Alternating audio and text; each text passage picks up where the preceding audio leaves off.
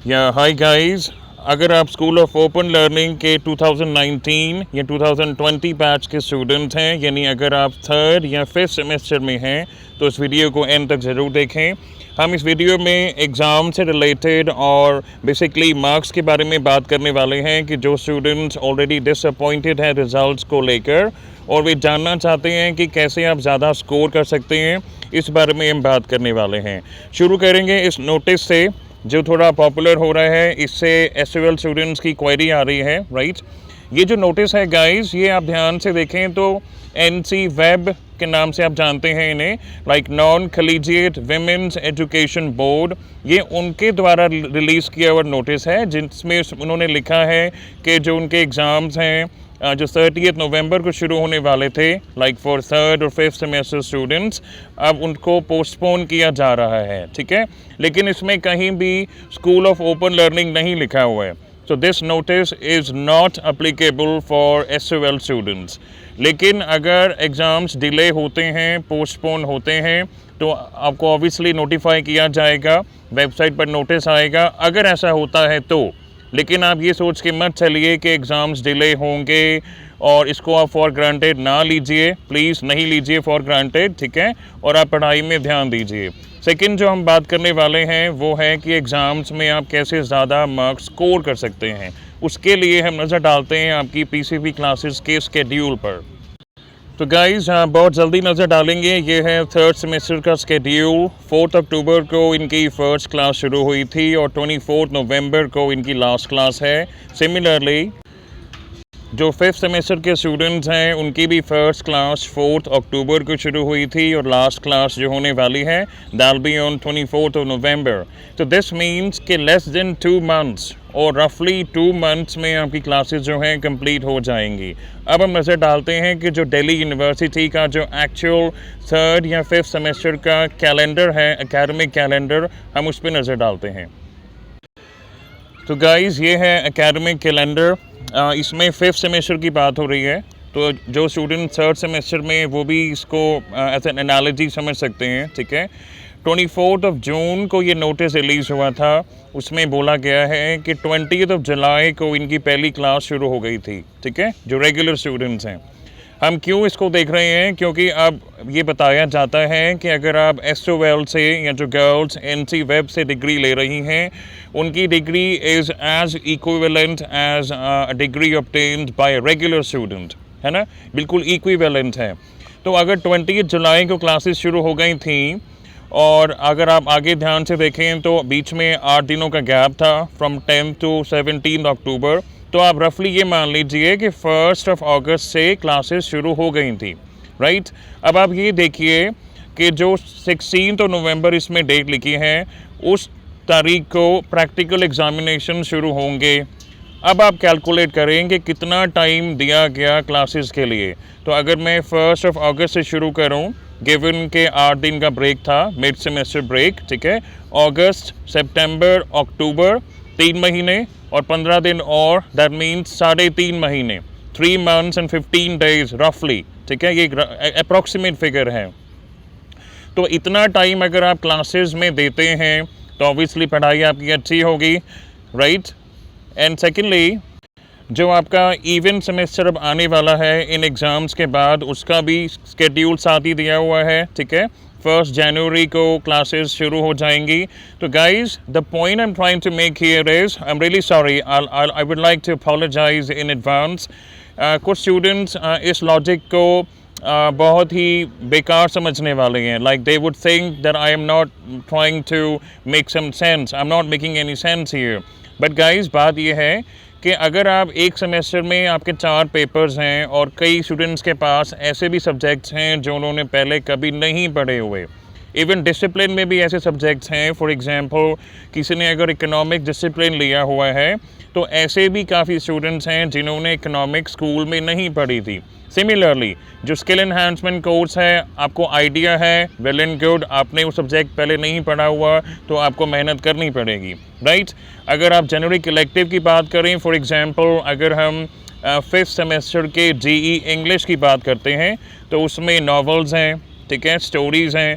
तो गाइज़ 2 महीने से कम टाइम में आप क्लासेस भी अटेंड करेंगे, आप वो फुल टेक्स्ट भी पढ़ेंगे, नॉवेल्स भी पढ़ेंगे और आप रिवीजन भी करेंगे, आप क्वेश्चन डिस्कस भी करेंगे टीचर्स के साथ।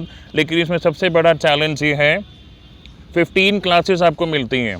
15 क्लासेस में अगर कोई ऐसा सब्जेक्ट है जिसमें आपको पूरा नावल पढ़ना है, कई novels some novels are as big as 200 pages और 300 पेजेस, और अगर 15 क्लासों में से अगर आपकी 2 क्लासेस भी कैंसिल हो जाती है ना due to some technical reason, तो आप ये सोच लीजिए कि 13% क्लासेस आपकी कैंसिल हो गई।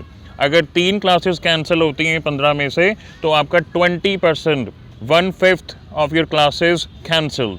तो यहाँ पर हम किसी पर ब्लेम नहीं डालना चाहते, बात यह है कि ये स्टूडेंट्स की रिस्पॉन्सिबिलिटी है।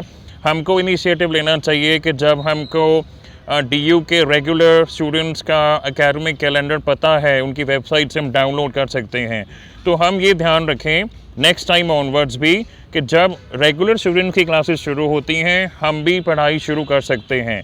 अब आप पूछेंगे कैसे, तो गाइस इसका आंसर ये है, जैसे ही सिलेबस रिलीज़ होता है ना, उसमें नीचे एसेंशियल रीडिंग्स की लिस्ट दी जाती है, ठीक है। अगर आप मार्केट में चाहें तो आप मार्केट में जाके बुक्स भी ट्राई कर सकते हैं, जो रेलेवेंट बुक्स हैं, एसेंशियल रीडिंग्स पढ़ना शुरू कर सकते हैं।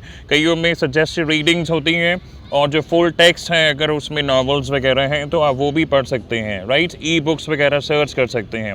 तो बेसिकली बात ये है, जो काम आप 2 महीने से कम टाइम में करने वाले हैं, उस काम को अगर आप 3.5 महीने, जो कि रेगुलर स्टूडेंट्स को दिया जा रहा है टाइम, ऑलमोस्ट डबल टाइम है, ठीक है।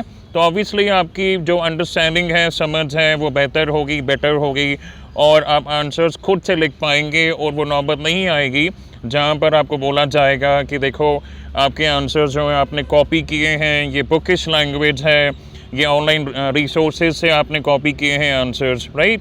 So that is the only solution. आप पढ़ाई पहले शुरू करें, क्योंकि ये तो साफ बता दिया गया था ना कि जब CBCS सिस्टम इम्प्लीमेंट हुआ था कि आपकी डिग्री रेगुलर डिग्री के इक्विवेलेंट है।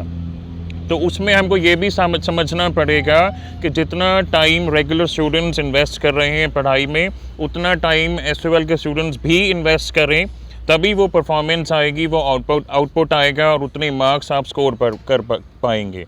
And the last thing is, ये जो अप्रोच रखी गई थी ओपन एजुकेशन की, बेशक वो SOL की है या NC वेब की है, ये एक इंक्लूसिव अप्रोच थी। यानी the university is aware of the fact कि काफ़ी SOL के स्टूडेंट्स ऐसे हैं जो या तो उनमें फाइनेंशियल बर्डन है, ठीक है, वो फैमिली में they are the only earning member, या किसी फाइनेंशियल प्रॉब्लम से उनको एडमिशन नहीं मिला, या किसी और वजह से वो एडमिशन ले नहीं पाए, या कई ड्रॉप आउट्स हैं, राइट।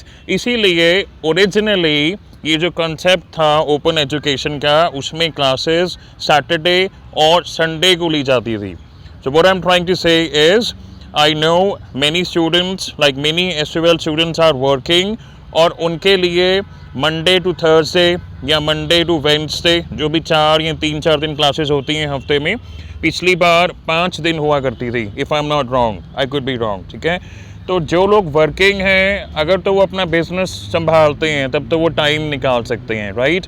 लेकिन अगर आप किसी कंपनी में जॉब कर रहे हैं तो दिन में 2 घंटे निकालना, I know that is difficult for some students, it might be impossible. तो गाइज़ इसमें हम आप रिक्वेस्ट कर सकते हैं SOL को, आप फीडबैक दे सकते हैं।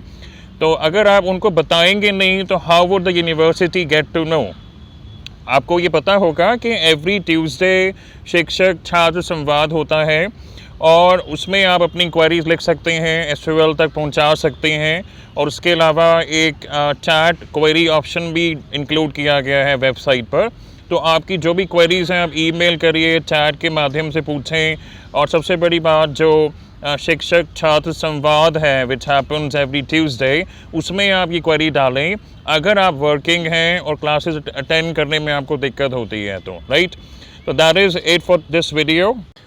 सो अगर हम कंक्लूड करें, मेरा कहने का तात्पर्य ये था जबकि अगर रेगुलर स्टूडेंट्स 3.5 महीने के आसपास पढ़ाई करते हैं तो हमें भी उतना टाइम देना चाहिए, ठीक है। वो हमारी रिस्पॉन्सिबिलिटी है कि हम लेक्चरर्स को कांटेक्ट करें या DU की वेबसाइट से सिलेबस निकालें, ठीक है, एसेंशियल रीडिंग्स वगैरह डाउनलोड करें और तभी से पढ़ाई शुरू करें, क्योंकि जो काम आप 3.5 महीने के बजाय 1.5-2 महीने में करेंगे तो आपकी परफॉर्मेंस डेफिनेटली हाफ से थोड़ी सी ज़्यादा होगी, ठीक है, कम भी हो सकती है। तो इस चीज़ का ध्यान रखें और आप SOL के टच में रहें। अब तो कोरोना भी ऑलमोस्ट जाने वाला है, आई थिंक, और that is it for this video. So guys, if you like the video, please subscribe to the channel, and if you need to know how to watch the recorded lectures, अगर आप working हैं, lectures आपके miss होते हैं या हो गए हैं, तो हमारे चैनल पे वीडियो हैं जिसमें लिंक्स प्रोवाइड किए गए हैं, तो आप आसानी से lectures दोबारा देख सकते हैं। Alright guys, thank you for watching. Have a nice day.